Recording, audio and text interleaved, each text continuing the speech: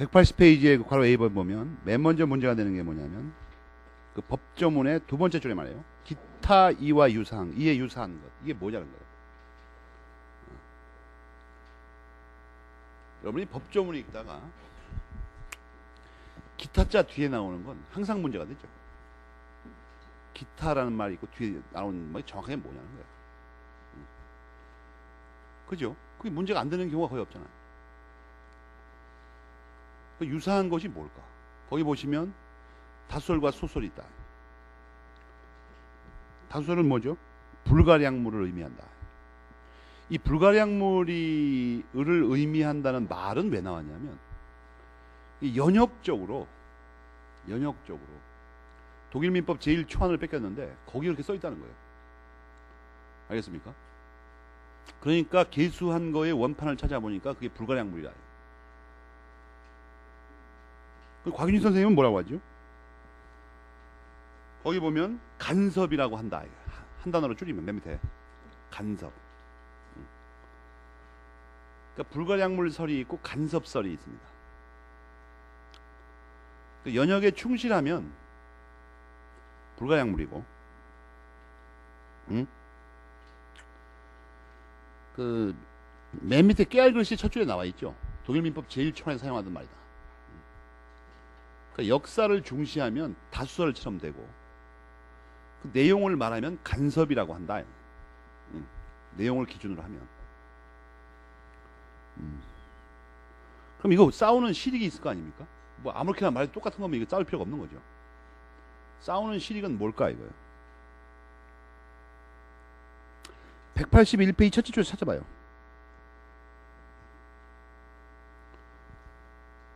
생활 방해의 범위가 잘못하면 좁아진다 이겁니다. 그러나 다수설이 옳은 걸로 보입니다.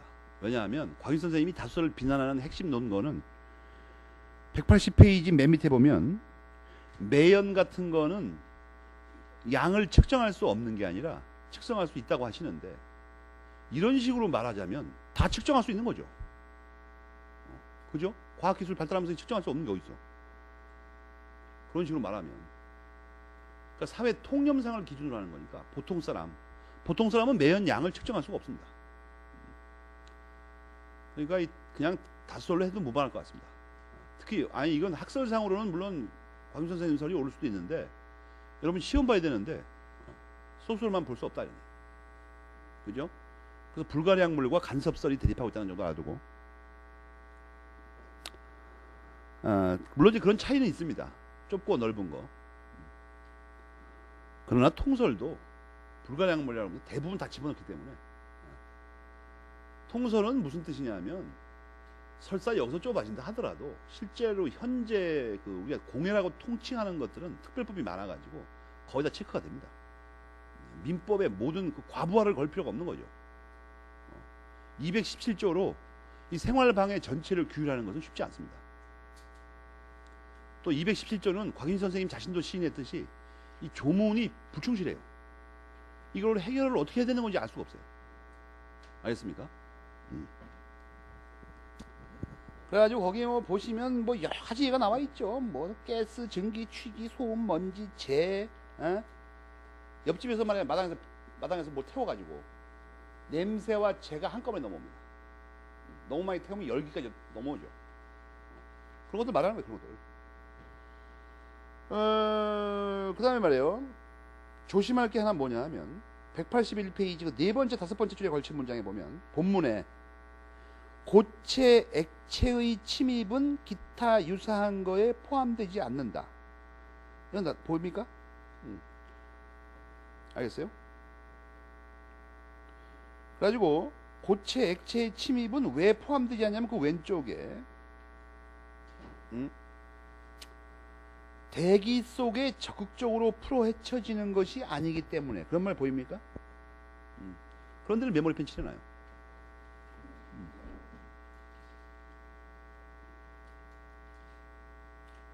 이건 사실 무슨 말이냐면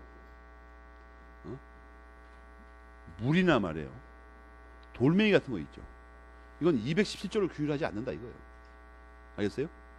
이거는 뭐 소유권에 기한 방해 배제 청구권이나 이런 걸 충분히 할 수 있죠.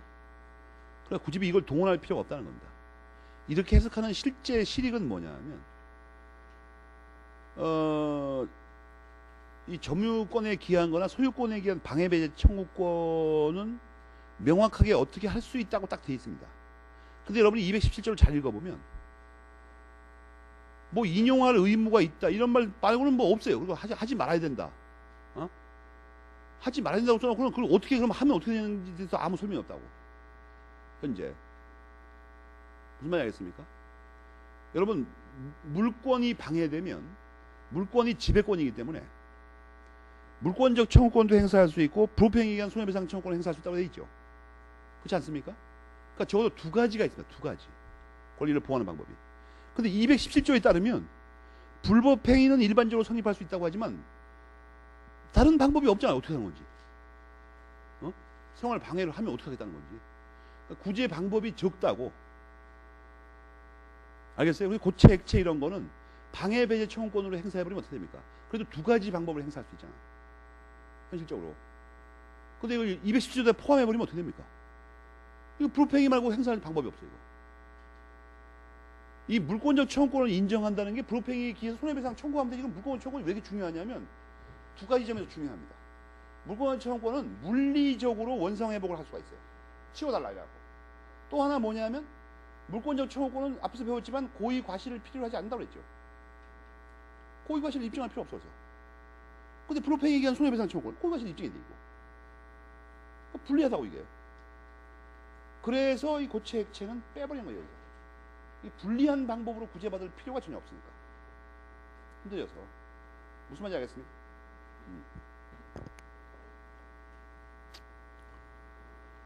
그 다음에 또 하나 조심할 게 뭐냐 하면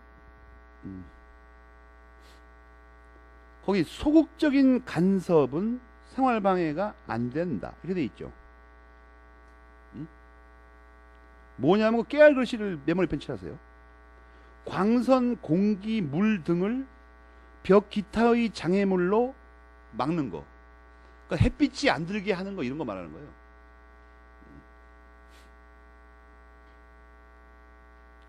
그리고 그 밑에 깨알 글씨를 보면 이 경우에도 불법행위는 성립할 수 있습니다. 물론. 알겠어요? 그러면 이건 또 왜 뺐냐 하면 이건 별도의 규정이 따로 있으니까. 별도의 규정이.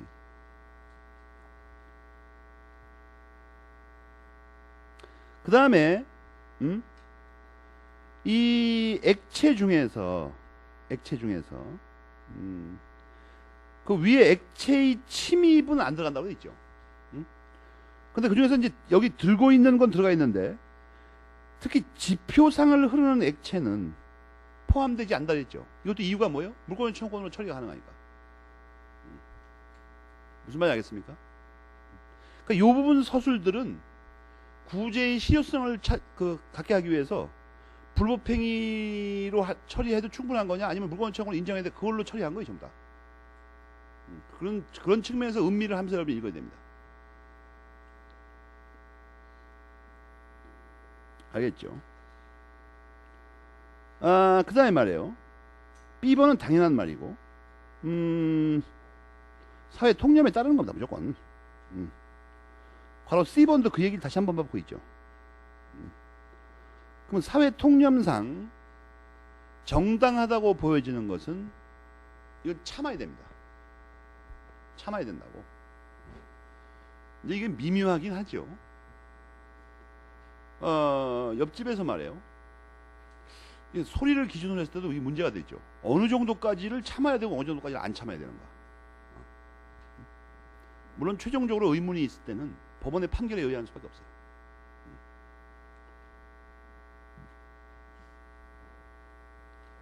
이게 이제 앞으로 점차 이게 골치 아파집니다. 우리나라 저 아파트는 말이죠. 아파트라 할 수가 없어요. 그죠? 모양만 아파트입니다. 모양만. 주거용으로 쓰려면. 그러니까 이제 작년 7월부터인가 새로 짓는 아파트는 그 소음이나 이런 거 규제가 잘 돼 있죠. 방음 뭐 또 그 뭐예요? 방안 이런 게 그 건축 자재를 다 쓰게 돼 있다고. 여러분이 생각해봐요. 그렇다면 그 전까지 만든 건 그거는 아파트가 아닙니다. 집도 아니에요. 전부 다 단독주택이고 엉망개판이죠 이게. 알겠습니까? 작년 7월 1일부터는 그걸 규제하겠다는 건 뭐예요? 그전에 규제가 없었다는 거 아니야? 그죠? 얼마 전에 신문 보니까 어떤 사람이 윗집에서 떠든다고 올라가갖고 문을 다 때려 부셔가지고 구속됐죠. 그러니까 우리 이게 여러분이 그러니까 명세이도 책 보는 학생인데 자기 사는 곳의 구조를 이해해야 되죠. 우선 선진국에서 후진국을 약탈할 때는 옛날처럼 총 들고 와서 안 뺏어가요. 우선 아파트를 지라고 합니다. 갑자기 아파트가 갑자기 늘어난 게 나타난 개념이 이게. 근데 이 아파트를 짓는데 필연적으로 이게 어떤 그 우리가 필요해서 만든 게 아니라 갑자기 직수입을 한 거라 모양만 일단 비슷하게 수입을 합니다. 모든 게 다 그렇죠. 그리고 아파트를 짓 때도 우선 모양 그럴싸하게 만들어놔야 됩니다. 겉에서가 이 치장하는 게 좋아해요. 겉도 물론 치장을 해야 됩니다. 그러나 더 중요한 건 아니죠. 그러면 외국의 아파트를 가서 연구해가지고 야 이게 어떻게 만들었어? 이걸 탐구하는 게 아니에요. 우리나라 사람은. 쓱 한번 들어보세요. 쓱 한번 저렇게 만든 거구나. 대충 만든다. 그러니까 이 사이 이것도 건축자재 아끼려고 불량 저걸 합니다. 부정부패를 저질러야 되니까 다 떼먹어버리고. 얇아요 이게. 그래서 쾅쾅대면 다 들려 밑에. 다 들리고 계속. 벽도 막 컴퓨터하면 금이 갑니다. 이게. 찍찍찍찍. 응? 어떤 아파트는 무너져 내렸어요. 저 혼자서. 불량 건축 자재를 써가지고. 요새도 말씀하죠. 바닷물에 그 소음기 있는 모래를 써가지고 뭐 아파트 10년도 안 됐는데 금이가 무너져 버리지 않다면. 지금도 신문에 내가 이제 텔레비에 나와 보니까 내가 이런 나라가 없어. 이런 나라가 없어. 반세기 동안 아파트를 만들었는데 여태 뭐가 맨날 금이 가고 물이 새고 그냥 그게 아파트예요 그게? 창고도 이렇게 만들면 안 되죠. 이 사람 사는 걸 그따로 만들어 온다고. 뭐 그럼 단독주택은 낫냐? 시골의 전통 한옥 말고는 요즘 새로 지은 집들은 집이 아닙니다. 이거 거의. 집이 아니에요. 외국의 아파트들 말이에요. 상상을 초월해요. 보통 100년 됐어. 100년. 멀쩡해 이상하게. 100년 된 건물이. 우리나라 아파트는 멋대로 칩니다. 멋대로. 아무데나 푹 파가지고 그냥 딱 다듬어가지고. 그렇지 않습니까? 이 밑에 뭐 수맥이 어떻게 흐르는지 하나도 검토 안 합니다. 외국은 다 검토해서 이걸 거꾸로. 뭐 바람의 방향이 어떻게 되냐 뭐 다 검토한다고. 우리는 그런 거 없어요. 지금 저쪽이 무슨 동네야 그거? 저쪽에 육사 있는 쪽에 그쪽 동네는 서울 전체 공기 진입을 막아버렸어요. 그 아파트들이. 서울에 이 오염이 안 풀리는 이유가 그 아파트 때문에 그래요. 거기 있는 수천동을 때려져가지고 바람 들어오는 걸 다 앞에서 막아버려요. 서울 옆으로 더 빠져나가버려요. 공기가 시내에 호환이 안 돼 이상하게. 그걸 지금 와서 발견했지만 어떻게 할 수가 없어요. 수천 세대 다 때려볼 수도 없고. 그때 뭐라고 지적하는 건데 봤더니 아파트를 이렇게 옆으로만 세웠어도 괜찮은데 그걸 생각을 안 하는 거 전혀. 이 영세한 그 하청받은 아파트 업자 그걸 연구할 능력이 없습니다. 그 사람 대가리에는 싸게 하청받았으니까 이 재료 떼어먹을 생각만 하고 있는 거지 뭐 서울의 공기가 그런 거 관심도 없어요 아예. 이게 1000만 명이 넘는 사람이 고통을 받고 있어 지금 공기 때문에. 이거 몇 푼 이익 취하자고. 이 감리를 다 해야 되는데 이 관공서가 뭐 했는지도 의심스러워 이거. 다 돈 받아 처먹고 받았죠 다. 있다는 걸 갖다가. 그러니까 각자가 전부 부정부패에 휘말려가지고 무식하고 첫째. 흉내만 내고. 그래갖고 그냥 엉망진창을 만들어옵니다 나라를. 지금 와서 손 댈 수도 없어요. 매사가 그렇죠. 선거판 다 끝나고 대통령이 뭐 대선 자금 받은 거 드러났는데 어떻게 할 수가 없어 이제. 어떻게 할 수가 없잖아 지금. 몇십억씩 받았다고 해도 어떻게 해요 이제.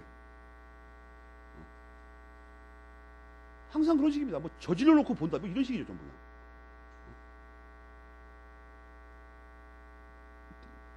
그러니까 사실 뭐 기성세대가 젊은이들에게 할 말도 없습니다. 그죠? 뭐 내가 보니까 요즘 삶의 전체 모습이 그렇더만 일단 저질러 놓고 본다. 그 다음에 어떻게 아무것도 못하는 거지. 막 브레이크 없는 열차 같아 그냥. 근데 하여튼 그렇다 치고 저런 얘기 자꾸 하면 시험만 가니까. 맨 밑에 괄호 2번은 또 뭐냐 말이에요.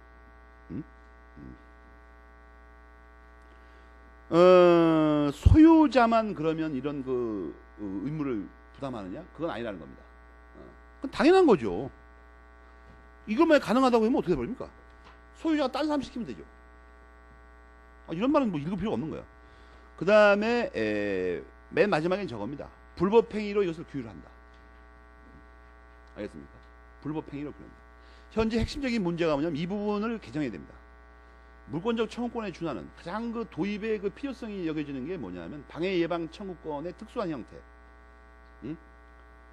소위 그 유지라고 합니다. 일본 말로. 그런 걸 도입하자고 하는데 어쨌든 좀 문제가 돼 있어요. 또 한 가지 문제가 뭐냐면 이걸 불법행위로 처리했을 경우에는 여러분이 이걸 금방 할 수 있을 것 같지만 옆집에서 무슨 뭐 이상한 또 연기 뭐 열기 뭐 등등 소리 이런 게 있을 때 이게 설사 사회 통념상 인용되는 범위를 넘어서 뭔가를 할 수 있다 하더라도 그것 때문에 어떤 손해를 받았는지를 입증하기가 매우 어렵다는 거예요. 뿐만 아니라 이것 때문에 이런 손해가 발생했다는 인과관계의 입증은 더더군다나 어려워요. 알겠습니까? 또 일반 불법행위 책임을 저지르면 이 사람이 적어도 고의과실이 있다는 걸 또 입증해야 됩니다. 채무불이행과 달리. 그러니까 이런 문제들이 매우 복잡하다는 거예요. 이거. 이 중에서도 특히 인과관계가 이게 문제가 되면 인과관계가. 이게 형사처벌법이 있으면 인과관계 없어도 미수범이라도 처벌하지만 민법에는 그런 게 없어요. 민법에 미수범 이런 거 없다고. 그러다 보니까 이게 사사건건 문제가 됩니다. 그러니까 이제 이걸 불법행위 처리할 때 이 소위 생활방해는 뭐가 문제가 되냐면 첫째 고의과실을 입증을 어떻게 하냐 이거예요. 유책사유. 두 번째 인과관계는 또 어떻게 되나 이거. 손해를 어떻게 정확하게 평가할 수 있을까? 여러분 생각해봐. 옆집의 그 고약한 냄새 때문에 내가 무지하게 고통을 받았다. 그 손해가 얼마예요 도대체? 이런 것들이 문제가 됩니다. 그러면 이 경우에는 대안이 뭐냐 하면 이게 없어도 된다든지 아니면 입증 책임을 뒤집어 놓는다든지 이것도 마찬가지입니다. 이런 이론들이 개발되지 않을 수가 없어요. 왜냐하면 이게 이 공해 또는 생활방해라는 것은 엄밀한 의미에서 일반 개인이 명확하게 이걸 입증하기가 쉬운 일이 아니에요. 이거 다. 이게 뭐 하는데 필요한 건지 알지 못한다고 사람들은. 개념을. 그래서 여러분이 182페이지를 보면 그 얘기만 잔뜩 나와 있죠.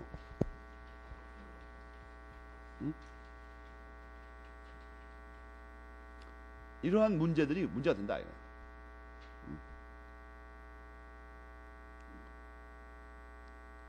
알겠어요? 그래가지고 그중에 특히 인과관계가 문제가 되는데 그 문단 끝에 개연성 이론이라는 게 있습니다. 개연성. 요거는 뭐에 관한 거라고요? 그 밑에 줄 오른쪽에 인과관계의 사실상의 추정, 입증 책임의 사실상의 전환 이렇게 돼 있죠. 그 이해가 됩니까? 여기서 조심할 말이 추정이란 말 나오고 입증 책임 전환이란 말이 나오니까 이게 우리가 앞에서 배운 입증 책임 뭐 전환 이런 거 똑같은 추정하고 똑같은 거냐? 그거 아닙니다. 여긴 전부 다 사실상이 들어가 있죠. 사실상. 알겠습니까? 요런 거 하나 알아두세요.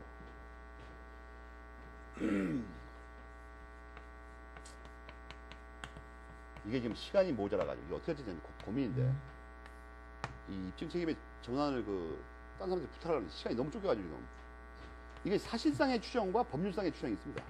응?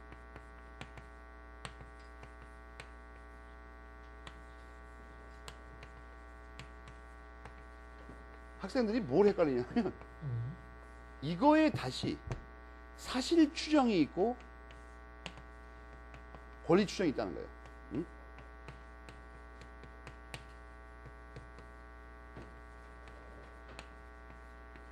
알겠습니까? 이거예요. 그러니까 요거하고 자꾸 헷갈리는 모양이에요. 이거하고. 알겠어요? 그래서 이건 입증 책임을 전환하는 게 아니에요. 그래서 여러분 거기 입증 책임의 전환에도 사실상 전환이라고 써 있죠. 법률상 전환되는 게 아니라고요. 알겠습니까? 입증 책임 전환은 이 법률상 추정에만 허용돼요. 이것은 그 경험칙에 적용에 따른 거라, 여러분 이제 민소법 배워 말했지만 민법의 자유심증주의의 한 내용인데 이건 아무것도 아니에요, 이거는. 근데 요것이 근데 다만 뭐냐면 사실상으로는 이게 전환이 된다는 거예요. 법관의 입장에서. 알겠습니까? 개연성을 확보하게 되면 경험칙의 강도 높은 구현이 가능하니까 사실상 전환이 된다. 이거 말고 현재 이게 낙후된 교육제도 때문에 어쩔 수가 없는데, 이 입증책 이게 추정은 이건데, 이 추정이라는 것은 앞에 있는 어떤 사실이 있고 A 사실이 있고 그러면 B 사실이 추정된다는 겁니다. 근데 여러분 197조 1항을 한번 봐봐. 197조 1항.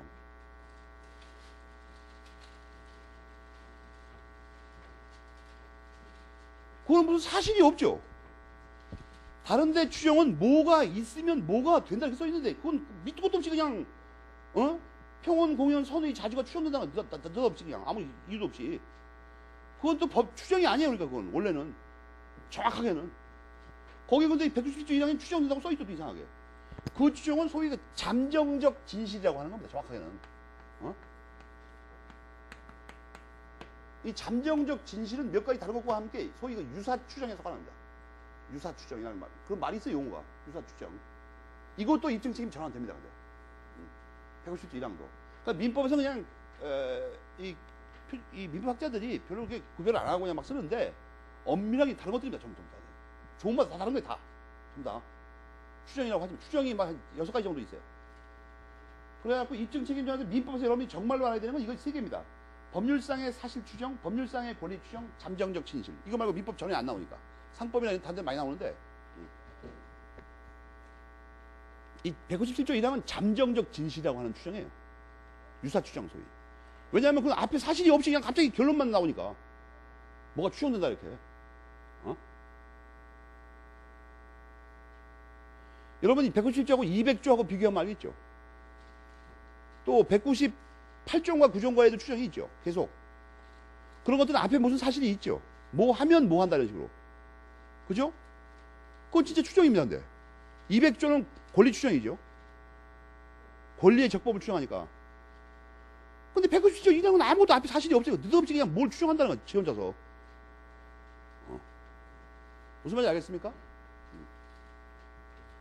그래서 원래 구별을 해야 됩니다. 사실은. 정확하게 알려면 의미를. 안 그러면 설명이 안 된다고 이게 갑자기. 그래서 이 교과서에 나오는 사실, 그냥 법률상이란 말이 없이 사실상의 추정 있죠. 사실 추정하고 사실상의 추정하고는 다른 말이에요. 사실 추정은 법률상의 추정 중 사실 추정만 하는 겁니다.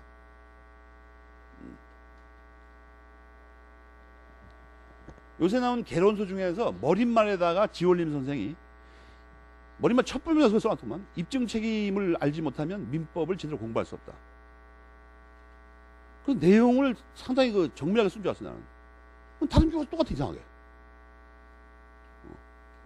뭐 때문에 그 말을 써놨는지 몰라요? 교과서 자기가 말한 대로 맞게 써놓던 거지. 정밀하게 입증 책임에 대해서.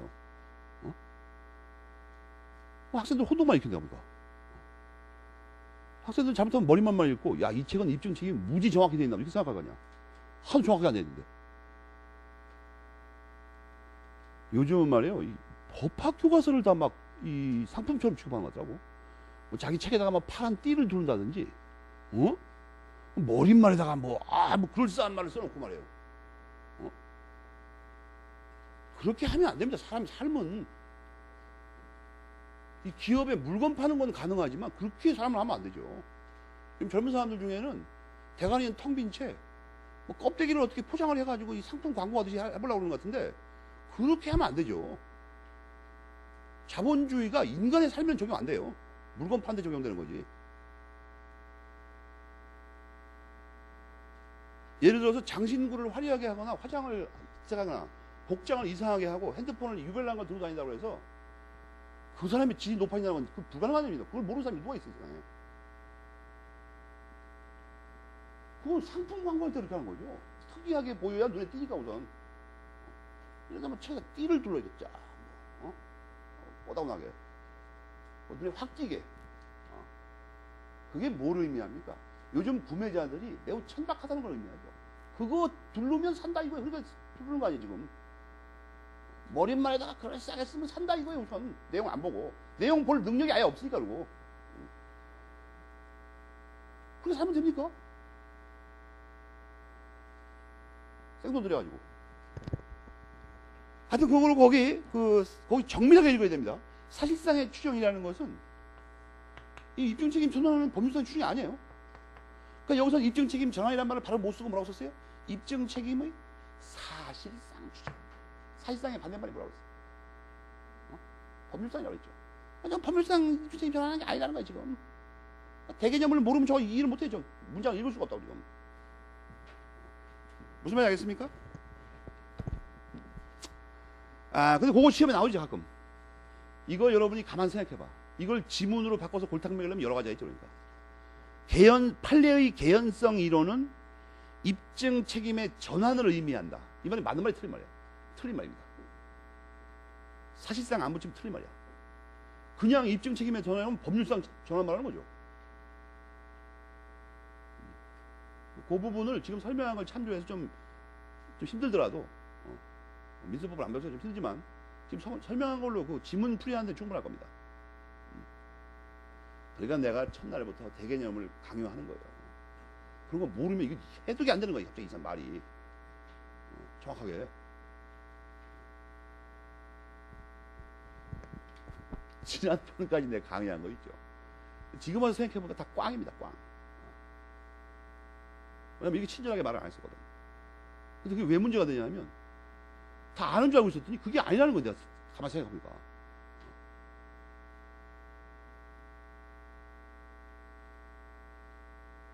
그러니까 지금도 두렵습니다. 내가 강의하면서. 이 정도 얘기하면 충분히 전달이 되는 건가? 이게 의심도 없다니까. 이번 구정 때도 내가 밤하늘의 그 별을 보면서 반성을 했어. 반성. 야, 이거 지금까지 강의한 거 다 꽝이란 얘기인데 가만 보니까. 응?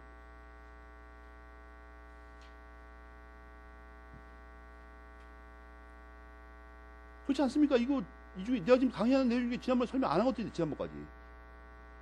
그걸 다 능히 알아들을 거라고 생각하고 한꺼번에 얘기를 하는데 계속 반복하면서 체크를 해보니까 전혀 그렇지 않다는 거, 이게. 그럼 공부하는 학생은 이게 엄청난 비용과 노력을 들여갖고 투자하고 강의 듣는 건데, 이게 뭐 강의 들을 때만 그럴싸한 거지, 돌아서면 꽝이라는 얘기 아니에요, 지금 이게. 문장을 집에 가서 혼자 못 읽을 거면.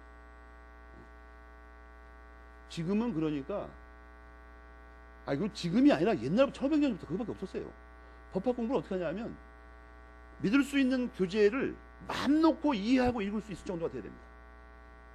그럼 안 풀리는 문제가 없어요. 더 이상 깊이 있는 걸 알 필요도 없어요, 여러분이. 그런 거 내지 않으니까. 182페이지에 수도 등의 시설권이 나오죠. 수도 등의 시설권. 이건 법정이니까 빠릅니다. 뭐 신통한 내용도 없어요. 우선 괄호 1번의 마지막 문장을 읽어보면 알겠죠. 시험에도 안 나와, 이거. 왜 안 나올 것 같아요? 이게 민법이 적용되는 일이 없어요. 이게 뭐냐면 특별법이 다 있잖아요. 수도 시설 뭐 이런 거 다 있잖아요. 여러분 집에 수도 설치할 때 집 세워져가지고 민법을 적용 안 해요. 그죠? 거의 없다는 이런 경우가. 시험에 안 나와, 이거. 주의 토지 통행권. 여기 시험에 가끔 나와요. 알겠습니까? 특별히 시험에 나오는 부분이 뭐냐면 괄호 3번과 괄호 4번입니다. 그것만 체크하면 돼요.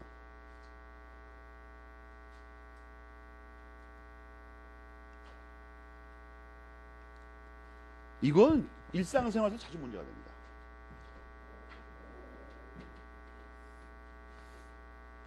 이런 길이 있어요. 길이 있다고. 그럼 이제 이 길이 조그만 길이 하나 있는데 이렇게 있어요. 여기 사는 사람이 있는데, 토지 소유자가 있는데, 큰 길을 나가려면 이리 가는 게 빠릅니다. 여기 뭐 올라면 어떻게 돼요? 이렇게 가가지고 이거 막 돌다가 들어가야 된다고. 그런데 이게 상시 쓰는 경우는 괜찮다면 어떤 때 이게 급히 필요할 경우에 이렇게 가까운 길을 놔두고 이렇게 한다는 게 이상하지 않습니까, 이거? 그러니까 필요한 경우에 이걸 이리 어떻게 쓸 수 있는 방안이 있어야 돼요, 이거. 이 땅 주인이만, 여기 땅 주인이 내 땅이니까 절대로 못 쓴다, 이렇게 곤란하다는 거야, 이거. 이상하지 않습니까? 야, 여러분 생각해도 이게 들어가야 되나, 이렇게. 물론 이제 이 사람이 여기다가 뭐 주거를 줬다든지 자기가 필요한 뭘 하고 한참 하고 있다고 뚱뚱하자면 못합니다, 물론 그거야. 그렇지만 이게 어떤 그 이쪽에서 별 피해가 없고 내가 좀 써도 될 것 같은데 이게 못 쓰게 하면 골치 아프잖아요. 이때 요쪽으로 길을 내는 권리 말합니다. 이것은 사용권이 아니라, 물론 사용권의 일부지만 길을 낼 수 있는 거, 다닐 수 있는 거 말이에요. 다닐 수 있다는 건 예를 들어서 길을 내고 뭐 차가 다닐 수도 있는 거고 걸어 다니는 길이 필요할 수도 있는 거고, 그죠? 예를 들어 차 못 들어가는데 이걸 이 돌아다니라고, 이 돌아다니고, 이리 가면 10분 만에 가는 게 2시간 반 걸렸다, 이거. 이상하지 않습니까, 뭐가 말이? 그 얘기예요, 아무 얘기도 아니고. 183페이지 우선 첫째 문단은 시험에 안 나오고 여러분이 이해하는 데 필요한 문장 한번 읽어봐요, 여기서. 183페이지 맨 위의 문단만. 이게 뭐 하는 데 쓰는 건가, 이게?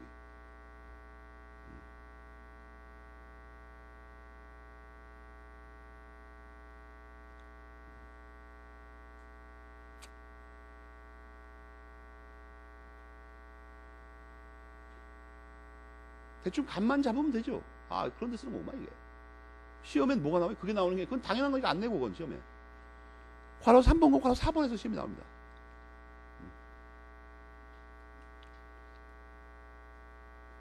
조심할 게 뭐냐 하면, 손해를 보상해야 되는데, 여기서도 보상을 쓴 이유는 뭐라고요? 이게 위법한 행위가 아닙니다. 법률 규정이 있으니까. 보상을 만약에 제때 안 하면 어떻게 되냐는 거예요. 핵심이 뭐죠? 세 번째 줄 오른쪽부터 통행권이 소멸하는 게 아니라 채무불이행 책임만 생긴다, 이겁니다.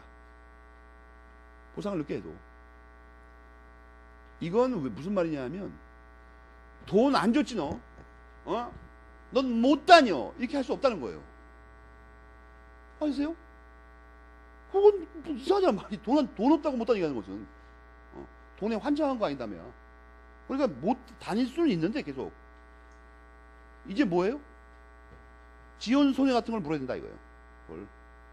그러니까 이게 또 이상하긴 이상하죠. 끝내 돈을 안 주면, 땅 주인만 망하는 거죠. 계속 눈동시를 불어나서 이자만 1억이 됐어요. 그 사람 뭐 가진 게 아무것도 없어. 청바지도 없고. 뭐 어떻게 되냐, 이거. 못 받는 거지, 뭐 어떻게 돼요. 그래도 왜 이렇게 해석하는 겁니까? 우선 길은 다니게 해야 될 거 아니야. 살고 봐야 되니까. 돈 받는 건 나중 문제고. 그 뜻이에요, 그냥. 그거 시험에 자꾸 되죠. 괄호 4번은 뭐예요?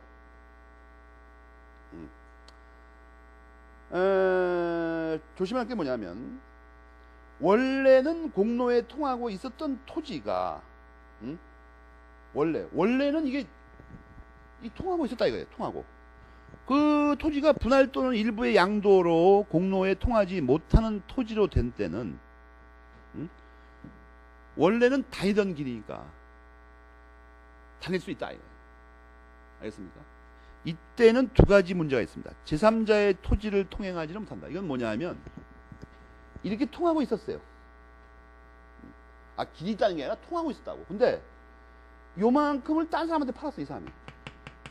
이 딴 사람한테 돼버렸어요. 양수인 말이에요. 그건 이렇게 다닐 수 있다는 거예요. 그러면 보상은 어떻게 되냐, 이거. 보상은 원래 다니고 있었기 때문에 다 했었죠, 이게. 원래 다 했잖아요, 여기다가. 또 할 필요 없다, 이런 얘기예요, 그냥. 이 사람이 뭐 어떻게 말이 많다고 해서 이번에 또 이렇게 해갖고 이렇게 뭐 딴 데로 간다, 이거 안 된다는 거예요, 이건. 원래 다닐 수 있었으니까 그렇게 계속 다니라, 이런 얘기예요. 자꾸만 길 내면 골치 아프니까. 바로 4번 이해하겠습니까? 보상한 거 다 했는데 뭐 자꾸만 해. 주인 바뀔 때마다 보상하면 골치 아프죠. 그렇잖아요. 이거는 사람과의 문제가 아니라 땅과의 문제라고 그랬잖아. 사람 바뀌는 건 상관없다, 이런 얘기입니다. 간단하게 얘기하면.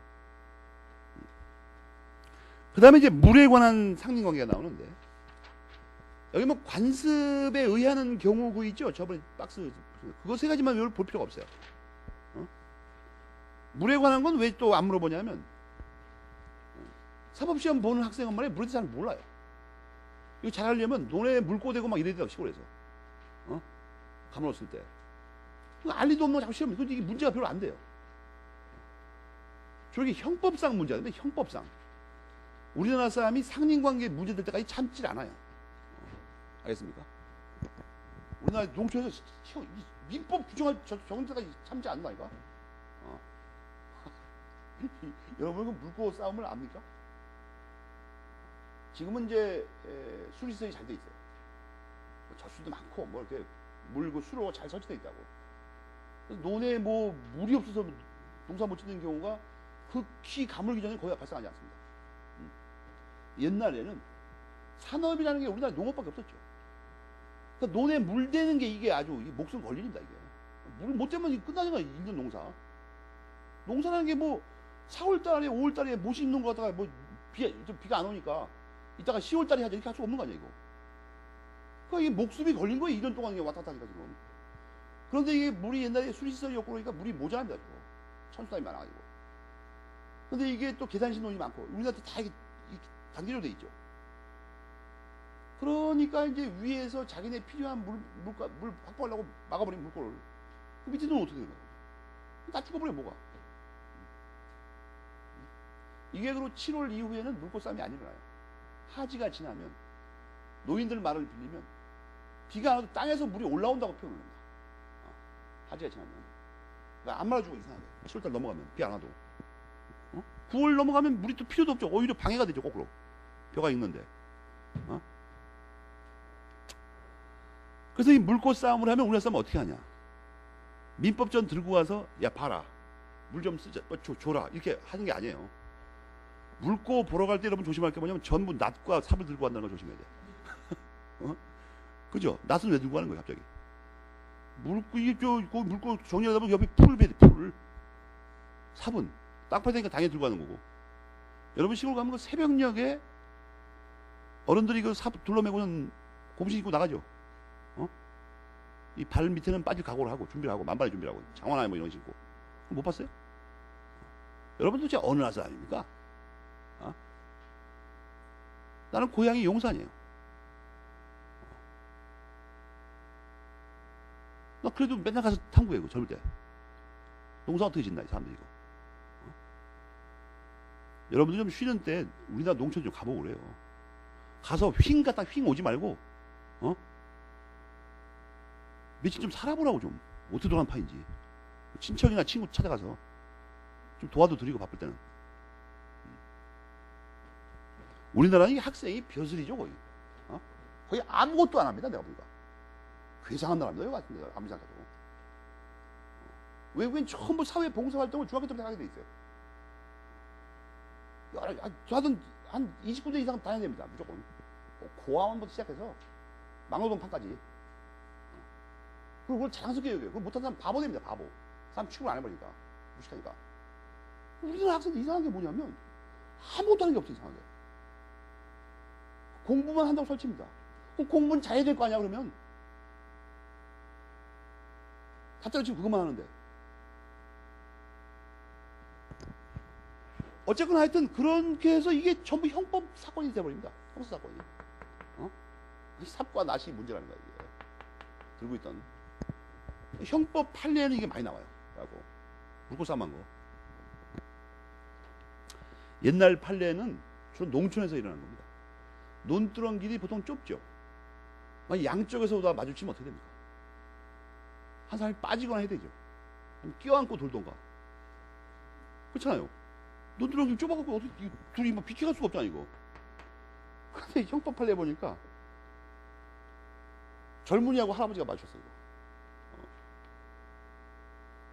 이 젊은이가 보통의 건실한 젊은이 같으면 당연히 지가 발걷고 내려서갖고 동네 어른이시니까 지나가십시오, 편하게 이러면 될 텐데, 이러면 여러분 어떻게 할 것 같습니까? 자기가 물에 빠져갖고 지나가십시오 이러면 어떻게 할 것 같아요, 노인이? 그래, 잘 됐다. 갈 것 같아요? 그렇게 하지 않아요. 젊은이가 이렇게 하면.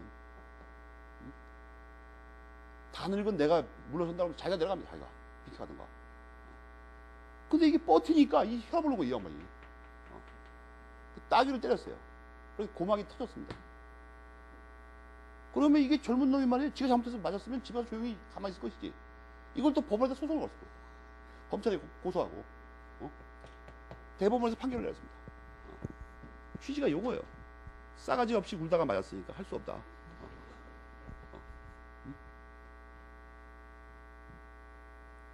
그런 거니까 이건 별 시험에 안 납니다. 민법 시험에는. 186페이지 경계에 관한 상린관계는 말이에요.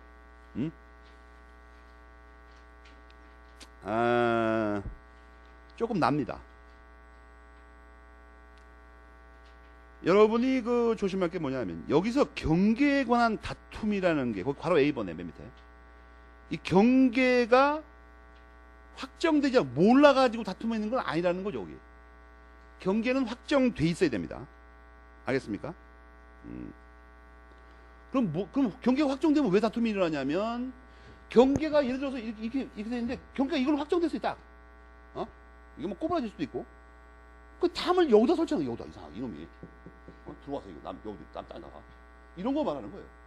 경계는 이미 확정이 돼 있고 경계표 같은 거 설치 잘못하는 거 있죠. 이걸 말하는 거라고. 경계 자체가 몰라가지고 하는 건 이건 상린관계가 아니고 거기 뭐라고 써 있죠? 소위 그 형식적 형성해소라고 하는 경계 이게 참 형식적 형성해소 경계 확인해소에 의해서 결정 안 된다 이거예요. 응? 무슨 말인지 알겠습니까? 이거 상린관계가 아니에요. B번에 또 뭐냐 하면 이건 관습으로 정하는 것 중에 하나다 이 말입니다. 그냥 간단하게 해서 여러분 그것만 기억하면 되고 C번에서 조심할 건 뭐냐면 이 담이나 경계표는 통상의 거를 사용하게 돼 있습니다. 통상의 거. 그리고 반반씩 부담하게 돼 있어요. 응? 그런데 한쪽 당사자가 이건 싸구려 담을 설치하면 되냐고 좀 품위 있게 삽시다 이래갖고 더 좋은 걸 설치하려면 지가 돈 물어내면 됩니다. 알겠습니까? 추가 비용은 이건 권리이기도 해요. 그러니까 좋은 담을 설치할 때 적어도 통상만큼의 비용은 옆 사람한테 청구할 수 있다는 얘기입니다. 알겠습니까? 이런 게 왜 필요하냐면 여러분이 비디오 같은 거 보면 유럽이나 이런 데 단독주택들은 대부분이 경계표 담이라는 게 뭐 아무것도 아니고 그냥 말뚝 박아서 이렇게 몇 개 나무 대충 쳐놓는 겁니다. 돈이 몇 푼 안 들어가요. 우리나라는 전통적으로 그렇게 안 해요. 그 담을 높이 올립니다. 그리고 담 설치 비용이 상당히 비싸요. 여러분 옛날 전통 사대부집의 가옥의 대문 같은 거 봐봐요. 지금 현재 개인 가옥 짓는 만큼 돈이 들어가는 겁니다. 그게 대문이 잘 지은 집은 엄청나게 좋죠. 거의 집이나 마찬가지야. 재료도 비싼 게 들어가고. 옛날에 그러니까 이 사대부 가문에 담이 이렇게 있으면 담도 이게 비쌉니다. 왜냐하면 굉장히 높이 짓고 자재를 좋은 걸 쓰잖아요. 또 여기 위에 다 기어를 얹으죠. 다. 그 다음에 대문 쪽은 이게 상상을 초월하고 돈을 많이 들인다고 공을 들여요. 우리나라 사람 옛날부터 과실을 좋아합니다. 이런 거. 대문이 좀 넓고 크고 이래 좀 폼나잖아요. 여기 쌀이까지만 이렇게 심어져 있고, 밀문 열린다. 이상한 거야, 이거. 가난의 상징처럼 보인다고. 이게 더 훨씬 좋은 건데. 서구를 봐봐요. 듬성 말뚝 박아놓고 여기다 뭐 화단 만들어 놓죠, 여기다가. 여기 탁 끼면 넘어가죠, 이거. 여러분, 이거 보면 이상하지 않아요? 외국 비디오 보면 전부 총 하나씩 들고 강도가 짓을 하는 것 같은데. 이렇게 놓으면 이거 어떻게 되나, 이거? 아무나 들어가는 거 아니야, 이거. 딱 뛰어넘으면. 그런 게 아니에요. 비디오 보고 남의 나라를 평가하면 큰일 납니다. 그럼 거기 아무도 못 살게, 겁나서. 외국에서는 그 대신 허락 없이 들어가면 말이에요. 쏴도 돼요. 그냥 막바로. 묻지 않고. 그리고 남의 집 한번 넘어가잖아요. 철저하게 응징합니다. 철저하게. 한번 놔두냐, 절대. 근데 우리는 밤마다 설치입니다. 전국에 아마 수만 명이 설치가 내가 알기로. 복면을 쓰고 이렇게 보재기 하나씩 들고 왔다 갔다 하는 놈들 있죠. 이 후진국은 항상 그렇습니다. 뭐든지 이렇게 하여튼 불량하게 하도록 해요. 계속 이게 하다가 어디까지 왔습니까? 무슨 세콤? 좀 있으면 어떻게 됩니까? 내 생각에 이제 각자 수류탄 이런 거 팔 거야, 이제. 세콤을 안 되면 돼. 기관 단총 이런 거 하고 집집마다 들고, 완전 무장하고, 그냥. 대문관 앞에다가 말이에요. 딴 사람들은 오면 푹 빠져가지고 막 칼에 찔리게 막 만들고 그러라고. 틀림없이 부비 트랩이라고 그러죠. 이거 뭐 어디까지 가는 거야? 어디까지 가는 거야 이거? 이걸 열어야 됩니다. 열어야 돼요. 이렇게 닫을 게 아니고. 아니 이렇게 쉽게 사는 나라도 있는데, 여러분 스위스가 우리보다 도둑이 더 많습니까? 아니에요. 그러니까 이걸 열어놓을 생각을 해요. 자꾸만 여기다 꽁꽁 매달으니까 들어가기 힘들면 어떻게 되면 일단 들어간 다음에는 나오기도 힘드니까 다 죽여버려요 그냥 가족들을. 왜 이렇게 사는 거예요 도대체? 험악하게. 불량 막 때려 부시고. 불량 가옥이 어떻습니까? 그렇게 덥고 또 추워요. 에어컨, 뭐 보일러 뭐야. 그냥 우리나라 사람 살기 힘듭니다. 여러분 살기 힘들죠. 여러분들 요새 솔직히 말해서 그렇죠. 뭐 하고 싶은 건 더럽게 많은데 돈이 없는 거야 이상하게. 돈도 좋게 쓰는 것도 아닌데. 왜 그런 거예요? 이 구조적으로 잘못된 거지. 잘못됐다니까. 여러분 뭐 프랑스나 미국의 대학생이 여러분보다 돈을 더 많이 쓴다고 생각합니까? 여러분의 절반도 안 써요. 여러분도 훨씬 풍요하게 삽니다 이상하게. 여러분만 그런 게 아니라 어른들도 마찬가지고 애들도 마찬가지예요. 요새 갓난아기가 얼마나 씁니까? 보통 얘기 들어보니까 보통 100만 원씩 든다 한 달에. 꼬마들 옷은 그게 천이 조금 들어가고 이게 가벼운 거죠. 그러니까 어른 옷에 이게 한 10분의 1밖에 안 해야 되지 않습니까? 근데 양복하고 비슷해 이상하게. 그런 나라 어디서 이상해? 이상한 나라가. 갓난의 옷이 어떻게 해서 어른 양복하고 비슷해요? 뭐 때문에?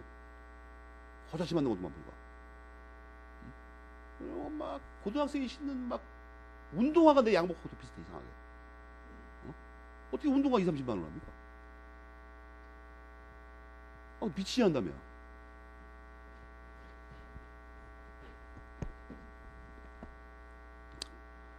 거기 또 그런 걸 알아두고, 시험에 자주 나오는 게 뭐가 있냐면, 거기 괄호 A, 괄호 B하고 이 D번입니다.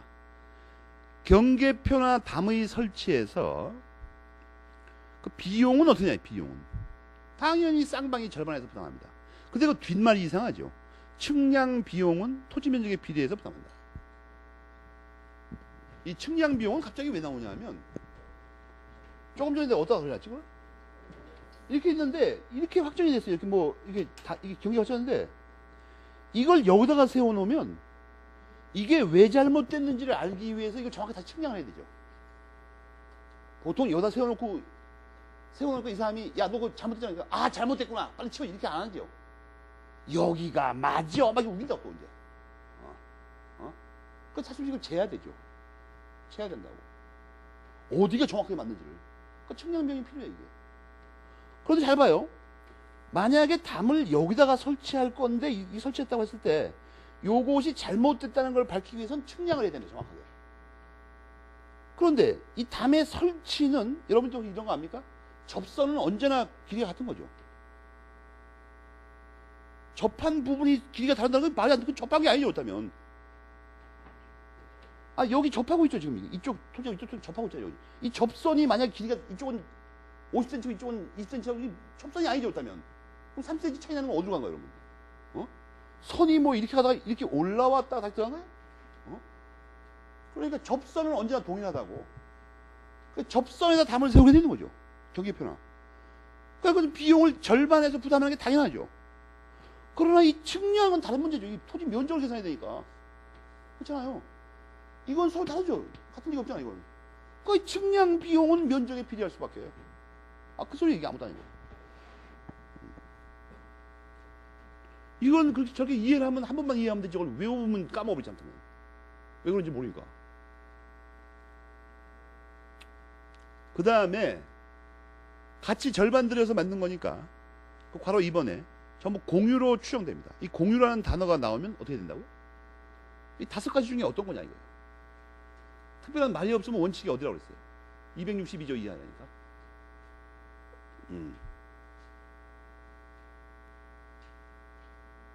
알겠습니까?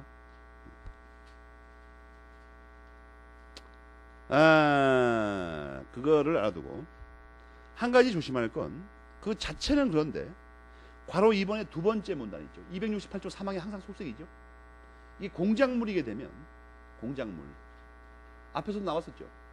지하수 이용권에서도. 지하수 이용권이 아니라 참 뭐야 저 앞 여기서. 그러니까 이 경우에는 268조 3항이 시험에 잘 나오는 이유가 그거예요. 항상 이 브레이크가 걸리니까. 알겠습니까? 여러분이 이건 사실은 사례를 정확히 기억하면 외울 필요가 없는 게 담을 공유로 보는데 담을 어떻게 쪼갠다는 거야 이거. 어떻게 쪼개 이거. 말이 이상하지 않아. 레이저로 쪼개가지고 반씩 뜯어갖고 껴안고 있어요. 그 다음에 이제 100번 테마는 뭐예요? 경계를 넘는 나뭇가지와 뿌리에 관한 겁니다. 그래가지고 이것도 글을 읽는 방법이 간단해요. 괄호 1번과 괄호 2번의 결정적인 차이가 뭐죠?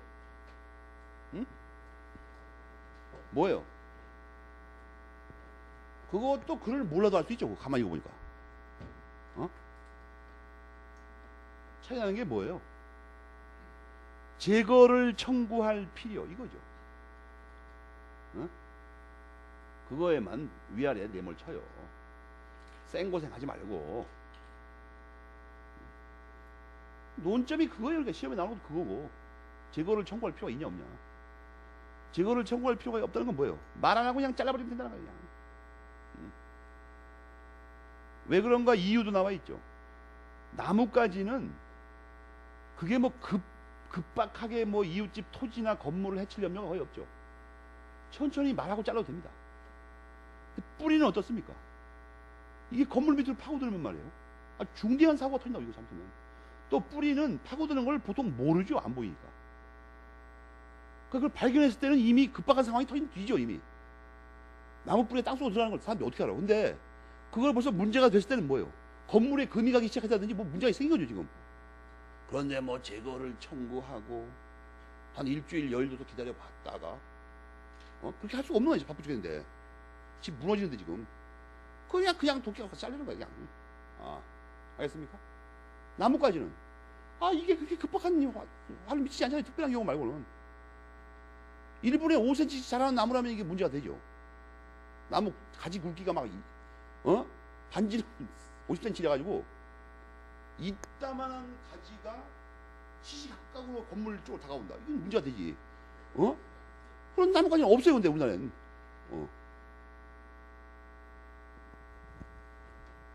캄보디아에는 이게 민법이 다를 거라고 생각합니다. 내가 갔을 때 안 물어봤는데 거기 변호사 찾아가서 물어봤더니 나 살다가 그런 변호사 처음 봤어. 캄보디아는 민법을 어떻게 하냐고 영어로 물었더니 민법이 뭐냐고 나보고. 그래서 사람들이 그 일상 사회생활을 하는 걸 했더니 우리 그런 법전이 없다고 하더라고. 그래서 내가 이제 관습법이 있냐고 했더니 그건 무슨 말인지 잘 못하겠다. 그래서 화딱지가 당신 뭐 하는 사람이야 했더니 자기가 그래도 로열하는 거예요. 그래서 사고 나면 어떻게 합니까? 그랬더니 자기가 이렇게 대충 충고하면 다 넘어가고 안 되면 경찰이 와서 처리한다는 거야. 내가 보기엔 완전 우간다 사람이야 내가.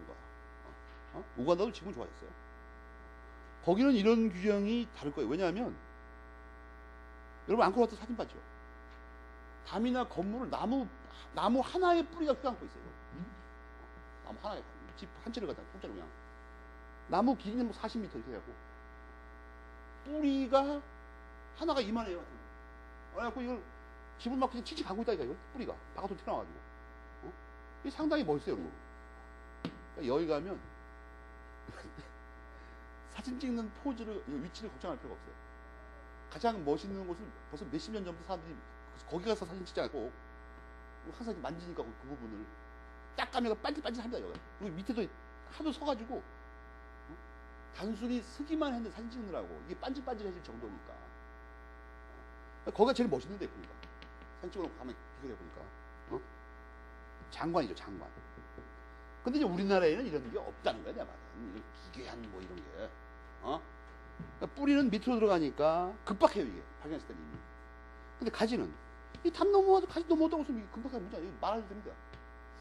그 가지가 넘어왔을 때 불편하니까 좀 치워주세요. 그럼 상대편은 나무 주인이 와서 톱을 자릅니다 이거. 근데 만약 안 자르면 일단 제거를 청구해. 제거 청구를 했었으니까 안 자르면 이쪽 주변에서 잘라버린다.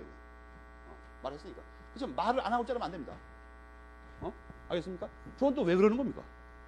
가지를 자르는 건 아무데나 자르면 잘못하면 나무가 죽어버리죠. 그죠? 아무데나 툭툭 잘라버리면. 그러니까 그걸 주인에게 기회를 주는 겁니다. 당신이 알아서 조정을 해보라고. 또 안 자르고 이렇게 휘게 할 수도 있죠. 그런 걸 고려한 거예요. 뿌리는 이쪽 사정이 너무 급박하냐 잘라버립니다. 말없이. 이거에 관한 유명한 임용어의 사례가 있죠. 소위 그 지하철 사건이라고.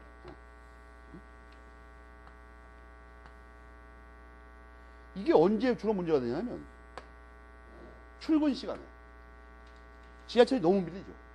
빽빽합니다. 그러면 요새 지하철에서 문제가 되는 게 뭐냐면 여기 여자가 이렇게 서 있는데 가끔 치안들이 말이에요. 여자의 몸을 더듬는 경우가 있습니다. 팔로. 그죠? 저 경우는 말을 해야 됩니다. 치워달라고. 제거 청구를 하고 그래도 팔을 안 치우면 자릅니다. 근데 이게 뿌리가 들어오면 어떻게 됩니까? 급박하죠. 그러면 말없이 자라도 됩니다. 알겠습니까? 그러니까 가지는 말하고 잘라야 돼요. 그 다음에 토지의 탐구에 관한 상린관계, 이거 아까 말한 겁니다. 옆에 땅에서 막 깊이 땅을 팔 때는 어떻게 되냐고요. 이걸 무대뽀로 파면 안 되죠. 집안이 넘어간다고 잘못하면. 그래서 방어 공사를 하든지 뭐 이런 거 해야 된다. 188페이지에 경계선 부근에 공작물 설치 이렇게 되는데 여기서는 이 숫자만 문제, 숫자. 242조부터 법전에 나오는 숫자만 기억하라고요. 어떤 때 얼마 이렇게. 알겠습니까? 그거 외에 나올 게 없으니까. 반미터, 2미터 뭐 이런 것들 말이에요. 그리고 거기 그 단서들이 있죠. 뭐 1년 경과 이런 것들. 법전에. 그런 것들은 시험 많이 납니다.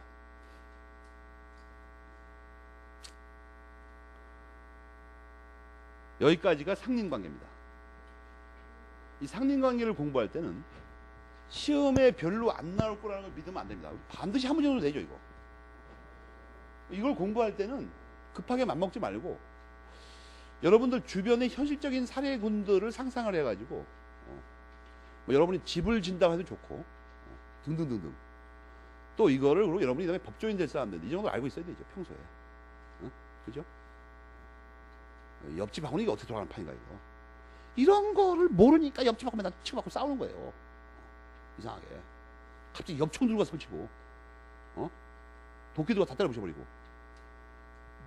무식하면 폭력에 강하죠. 폭력을 쓸 줄도 모르면서.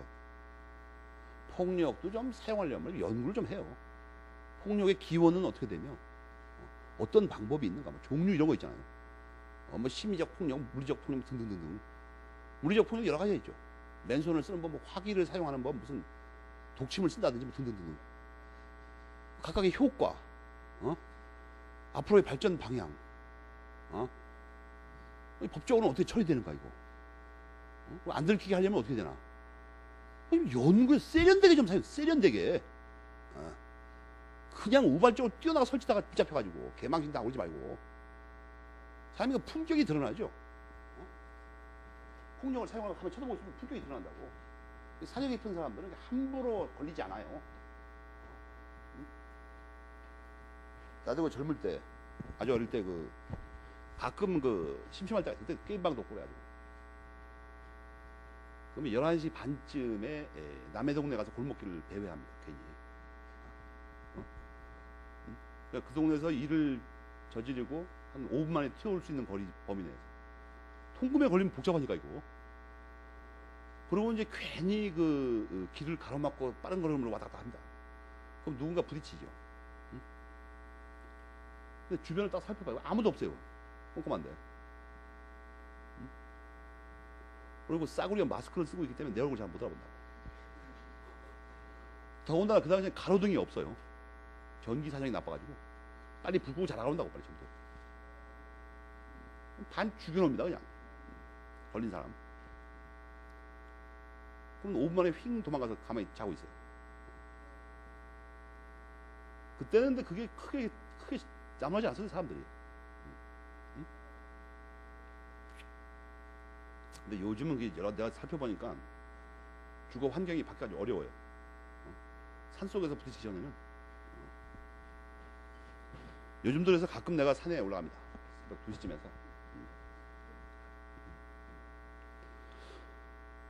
여기까지 그 상린 관계, 이것은 재미를 가지고 공부하라. 이거 재미를 가지고. 억지로 이걸 외우지 말고. 그 다음에 이제 189페이지에 소유권의 몇 가지 기초적인 사정들을 배우고 이제 소유권의 취득을 본격적으로 그 소유권의 변동이 있죠. 그걸 배워야 됩니다. 물권 변동에 관한 법이 물권법이니까. 그런데 거기 첫 줄에 보면 소유권 취득 원인으로서의 가장 중요한 것은 법률 행위이며 이렇게 돼 있죠. 근데 법률 행위에 의한 소유권의 취득은 말이에요. 앞에서 법률 행위에 의한 물권 변동은 너무나 상세히 배워가지고 할 게 없다 이렇게 써 있죠, 거기. 응? 그죠? 그럼 배울 게 뭐냐 이거? 응? 배울 게 법률의 규정에 의한 소유권 취득밖에 없다는 거예요. 또 민법전 물권편에도 이 법률의 규정에 의한 소유권 취득 중에서도 원시 취득이 있죠. 원시 취득. 그 부분에 관해서만 법조문이 나와 있다. 응? 무슨 말이 알겠습니까? 소유권의 그 법률행위로 인한 소유권의 취득, 물권행위로 인한 소유권 취득은 186조의 설명 말고 할 게 없으니까. 거기서 번호를 매기세요. 두 번째 문단에. 취득 시효, 선의 취득, 선점, 습득, 발견, 부합, 혼합, 가공. 이것들을 앞으로 배운다. 그리고 그 문단, 그 두 번째 문단 끝에 보면 뭐라고 되죠? 전부 다 뭐예요? 첫째는 법률의 규정에 의한 거고, 둘째는 원시 취득입니다. 알겠습니까?